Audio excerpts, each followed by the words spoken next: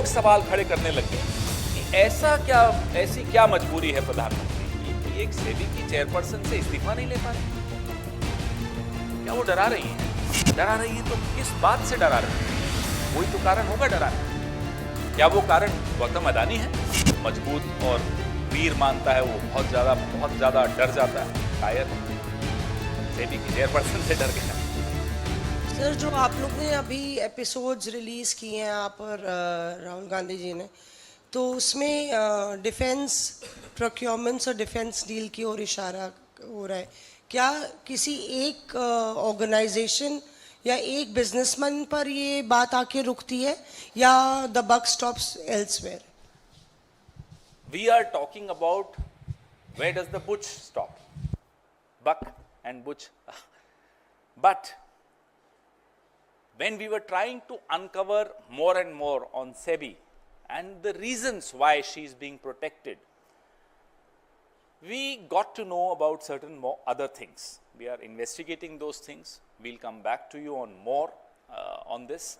But yes, it does point out, because every sector that you see, important sectors of the economy, are going under one person's control, Gautam Adani's control, Prime Minister's very dear friend's control, including the defense sector, whether it's cement, whether it's power, whether it's coal, whether it's ports, whether it's airports, and now defense. So as you saw in the video released by Rahul ji on his YouTube channel, how the website of an Israeli defense company is replicated ditto on Adani Defense. Nothing changes but the names. So government definitely is trying to push one man in the defense sector. We had in the past, Rahul ji had raised the issue of Rafale, how HAL under the UPA had got the contract which included technology transfer, which included manufacturing here in India by HAL, by a PSU. How it was snatched away from HAL and given to another friend of the Prime Minister, Mr. Anil Ambani. Likewise, now you see a repeat story of Rafale, but at a larger scale. Whether these are rifles, whether these are drones, you can go on the website and you will see. And it will be a shocking exposure to you, to all of us, how everything is identical. It matches. Just the names change. Vaibhav, Ajay, Hindustan के नाम है, product exactly वही है. तो PSU नहीं है अब गौतम अडानी. इस पे हम और काम भी कर रहे हैं. बड़ा अच्छा सवाल था आपका.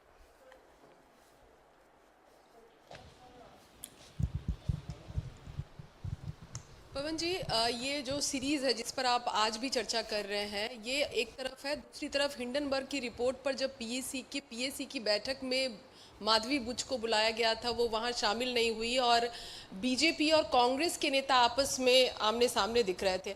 आपको लगता है कि ये दोनों जो कड़ी है वो जुड़ी हुई है? देखिए, पीएससी पर मैं बोलने के लिए अपने आप को अधिकृत नहीं मानता.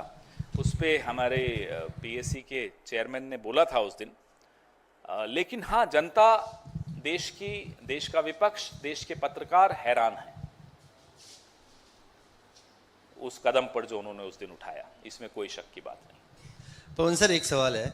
पहले माधवी बुच जी का कॉन्फ्लिक्ट ऑफ इंटरेस्ट दिखाया आपने, आज एक और मेंबर का सेबी के सदस्य का दिखाया.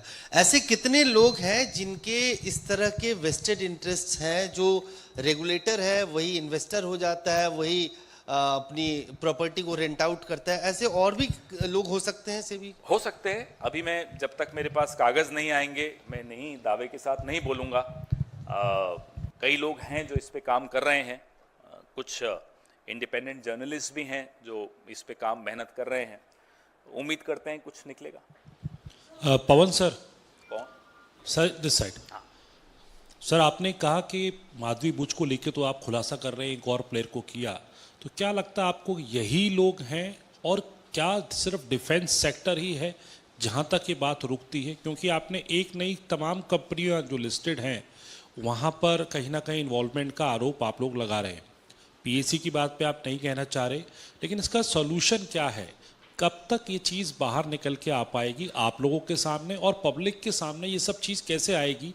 क्योंकि ये आफ्टर ऑल आप बता रहे हैं ये पब्लिक का ही पैसा है जो यहाँ से वहाँ इधर से उधर किया जा रहा है अलग अलग शेयर्स के माध्यम से। तो क्या सिर्फ ये बॉल यहीं पर रुक रही है और क्या सिर्फ इसमें डिफेंस सेक्टर ही है या और भी सेक्टर्स की बात सामने नहीं, आ और रही भी है? सेक्टर अवश्य हैं और होंगे। डिफेंस सेक्टर बहुत महत्वपूर्ण है। कारण जानना जरूरी। देखिए, सूरज की रोशनी सारे इन्फेक्शंस खत्म कर देती है। Sunlight is the best disinfectant. जानकारी होना जरूरी है, सब कुछ सामने आना जरूरी है, लोगों के सामने, पत्रकारों के सामने, मीडिया के सामने, हमारे विपक्ष के सामने, देश के सामने आना जरूरी है। ये जो सवाल हम पूछ रहे हैं ये एक तरह से सनलाइट लाने की एक कोशिश है। फिर हमें मालूम पड़ेगा कि ये कितना, जिसकी जड़ें कितनी गहरी हैं, किन किन सेक्टर्स पे ये प्रभाव डालता है, किन किन सेक्टर्स पे प्रधानमंत्री के दोस्त की रुचि है, क्या उस दोस्त को बचाने के लिए, उस दोस्त के हितों की रक्षा करने के लिए रेगुलेटरी बॉडी, इतनी महत्वपूर्ण रेगुलेटरी बॉडी, सेबी जैसी रेगुलेटरी बॉडी पे ऐसे व्यक्तियों को बैठाया गया जो कॉम्प्रोमाइज्ड है। क्योंकि कॉम्प्रोमाइज है इसलिए वो आपकी हर बात मानेंगे।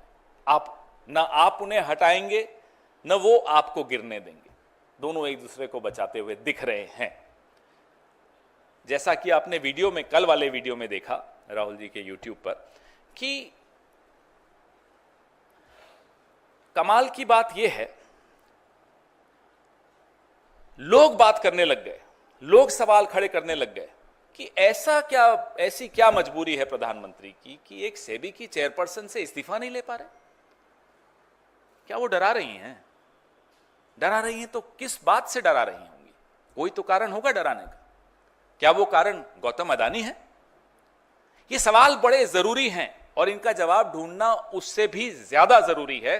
जो आपने सवाल पूछा उसका जवाब तभी मिल सकेगा जब इन तमाम सवालों के जवाब आएंगे, तब मालूम पड़ेगा किन किन सेक्टर्स में किसकी क्या इंटरेस्ट, किसके क्या हित हैं जिनको बचाया जा रहा है। Sir, I'll just come back to you.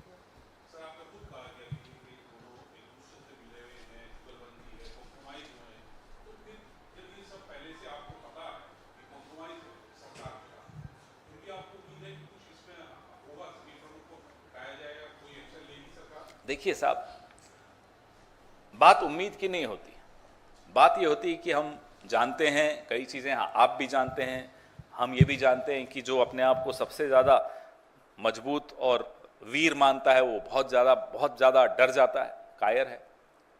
SEBI की चेयरपर्सन से डर गया। लेकिन जानने के बाद क्या हम डर के मारे घर बैठ जाएंगे? हम फिर भी खुलासे करेंगे, हम फिर भी सामने आएंगे। हम पर आप केसेस करें, हमको आप धमकियां दें, हमको आप लीगल नोटिस दें, आप करते रहिए। हमारी आप लोकसभा की सदस्यता छीन लें, घर से बाहर कर लें, आपको जो करना है कर लीजिए। विपक्ष की भूमिका में राहुल गांधी, विपक्ष की भूमिका में मल्लिकार्जुन खड़गे साहब, विपक्ष की भूमिका में पूरी कांग्रेस पार्टी, पूरा इंडिया गठबंधन लगातार खुलासे करेगा, डरेगा नहीं।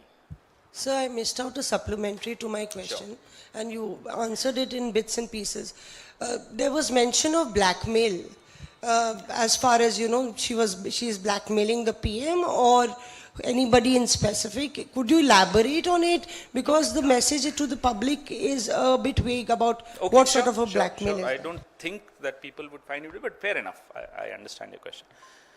When there is a smoking gun, we've all grown up watching these movies. When there is a smoking gun, you know where everything is pointing at. Everything is black and white. All the charges are in public domain. There are certain charges where you don't even have a doubt, even an iota of doubt. How could it be possible is the question that comes to your mind the moment you see these charges. Yet, she is being protected. Why would anyone protect someone with so many questions about her professional life? The only reason is that someone is protecting her because someone is compelled to protect her. compelled by her, compelled by Gautam Adani, compelled by your other friends, I have no idea. But that's the reason you are unable to remove anyone. आप UPA का दौर याद करिए, आरोप लगता था, बंदक को हटा दिया जाता था, गलत आरोप था तो भी हटा दिया जाता था, डर नहीं था। यहां डर है। क्यों नहीं था डर यूपीए में? अव्वल तो उस बंदे पर, उस व्यक्ति पर, उस मंत्री पर आरोप गलत होता था, हम जानते भी थे, लेकिन ठीक है, लोकतंत्र है, पारदर्शिता रहनी चाहिए, अकाउंटेबिलिटी, जवाबदेही रहनी चाहिए। जब तक आरोप सिद्ध नहीं हो जाते, चलिए आप रिजाइन कर दीजिए, और वो कर देते थे। न वो डराते थे, न हम डरते थे। आज आप पिछले 10 साल से देखिए, लगातार आरोप, और ऐसा नहीं कि और ठोस सबूतों के साथ लगाए गए आरोप, ऐसा नहीं यूं ही हवा में आरोप लगाते। उसके बावजूद प्रधानमंत्री इतना डरते हैं आरोपित लोगों से कि वो उनको हटाने की हिम्मत नहीं दिखा पाते। He does not show the courage to remove a single tainted person around him. I can give you a long list. So obviously this shows that under the UPA we had no fear seeking resignations of people who were proved to be innocent later. But under NDA, under Mr. Narendra Modi, there is a, हम लोग पहले कहते थे कि मोदी जी डराते हैं, माफ करिएगा अब मैं बदलना चाहता हूं इस सेंटेंस को, मोदी जी डरते हैं। और उनका डर इसमें दिखता है कि सेबी की चेयरपर्सन से भी डरते हैं, बृजभूषण शरण सिंह से भी डरते हैं। किस किस से डरते हैं लिस्ट में आपको भेजूंगा। सर एक प्रश्न था, ये माधवी बुच पहले ग्रेटर पैसिफिक कैपिटल में काम करती थी और उसके डायरेक्टर हैं शौर्य डोवाल। तो क्या आपको इस पूरे राजनीतिक आपराधिक जो नेटवर्क है इसमें कहीं अजित डोभाल की भूमिका देखिए, नजर आती है? हम लोग आपने देखा होगा इस मंच पर बैठकर ऐसी कोई बात नहीं करते जब तक कुछ ठोस सबूत नहीं। बातें चल रही हैं, कागज मिल रहे हैं, चर्चाएं हो रही हैं, इशारे हो रहे हैं, लेकिन इशारों पे आरोप नहीं लगाए जाते। वक्त आएगा, साबित कर पाएंगे तो उस दिन जरूर बात करेंगे। अब मैं जा रहा हूं, धनतेरस है, कोई सवाल और नहीं लूंगा। धन्यवाद।